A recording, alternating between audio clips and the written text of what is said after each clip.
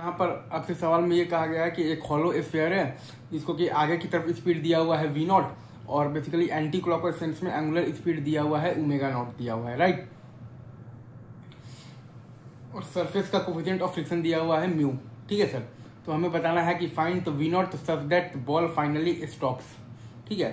तो अगर आप ध्यान देंगे तो इस केस में अगर आप बॉटम मोस्ट पॉइंट पर ध्यान देंगे तो वो ग्राउंड के रेस्पेक्ट में फॉरवर्ड डायरेक्शन में जा रहा है, मतलब कि फॉरवर्ड स्लिपिंग है तो काइनेटिक फ्रिक्शन फोर्स आपका बैकवर्ड डायरेक्शन में लगेगा तो टू मेक तो v equal to omega, right.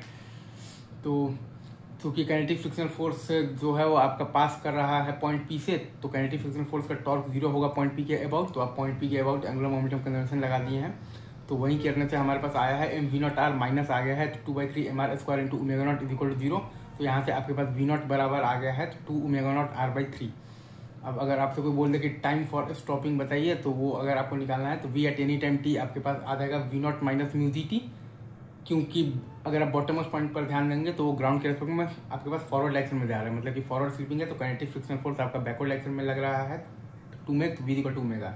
तो v at any time t आपके पास आ जाएगा v naught minus mu g t is equal to 0 is equal to omega. तो omega at any time t आपके पास आता है बेसिकली अल्फा टी, और बेसिकली अल्फा होता है आपके पास टॉर्क बाई आई, तो म्यू एम जी आर और बाई आई आता है आपके पास 2/3 mr square into T alpha T, और माइनस ये है आपके पास basically initial basically omega not.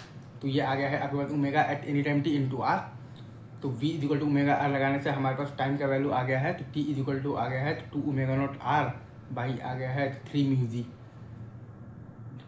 t बराबर आ गया है 2 omega naught R by 3 mu G, और दोनों ही साइड से यही आ गया है। तो कोई दिक्कत नहीं, बहुत आसान सवाल है, ठीक है।